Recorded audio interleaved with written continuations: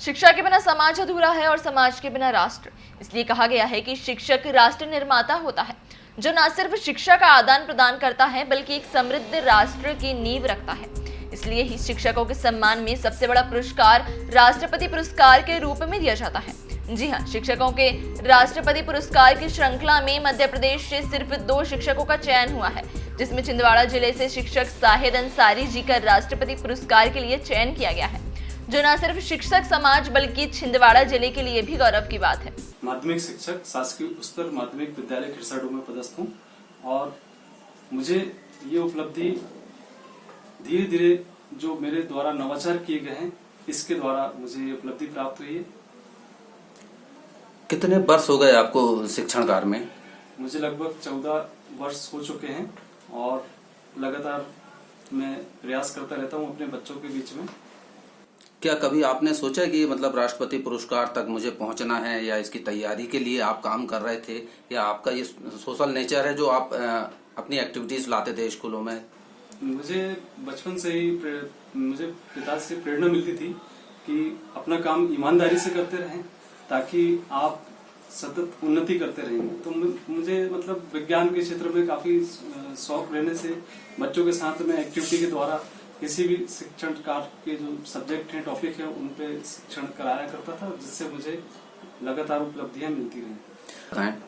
मैंने अपनी सैलरी से सबसे पहले तो एक 3-in-1 प्रोजेक्टर का निर्माण किया, जिसे मुझे लगभग स्वयं बनाया तो लगभग मुझे 6 माह उस प्रोजेक्टर को तैयार करने में लग गया।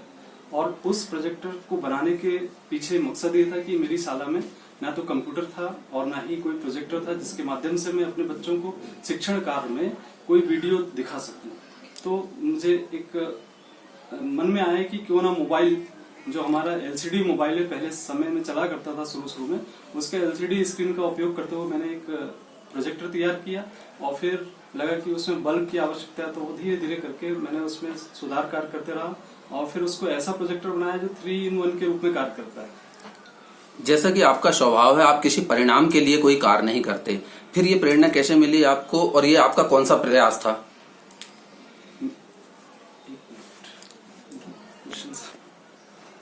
मुझे ऐसा कुछ नहीं था कि मैं इस पुरस्कार के लिए नामांकित अपने आप को करूं और कभी पूर्व में मैंने प्रयास नहीं किया इस प्रकार का, और पहले ही प्रयास में मुझे ये उपलब्धि हासिल हो गई। इस उपलब्धि के लिए इस पुरस्कार जो आपको मिला है, बहुत खुशी की बात है। मध्य प्रदेश में सिर्फ 2 शिक्षकों को राष्ट्रपति पुरस्कार के लिए नामित किया गया है, जिसमें छिंदवाड़ा जिले से शाहिद अंसारी का नाम है। अपने साथियों और कहां आप इस उपलब्धि का सहयोग किसके साथ बांटना चाहेंगे? मैं सबसे पहले तो अपने स्वर्गीय पिता को समर्पित करना चाहूंगा, क्योंकि उन्हीं की प्रेरणा से मैं सतत आगे बढ़ता रहा और मैं अपने परिवार को भी इस उपलब्धि का श्रेय देना चाहूंगा। साथ ही मेरे जो सहपाठी शिक्षक शिक्षिकाएं हैं, उन्होंने भी लगभग जितने भी मैं नवाचार करता था उसमें सहयोग प्रदान किया, और साथ ही हमारे जो प्राचार्य मैडम है श्रीमती कुसुम जैन, उनके द्वारा भी मुझे हमेशा प्रेरित किया जाता रहा और मुझे जितने भी साथी शिक्षक है उनका सभी से मुझे और सभी अवसरों पर मुझे सहयोग प्राप्त होता रहा। शाहिद अंसारी जी, शिक्षा में गुणवत्ता में सुधार के लिए टीवी दर्शकों को आप क्या संदेश देना चाहते हैं और अपने साथी शिक्षकों को क्या प्रेरणा देना चाहते हैं?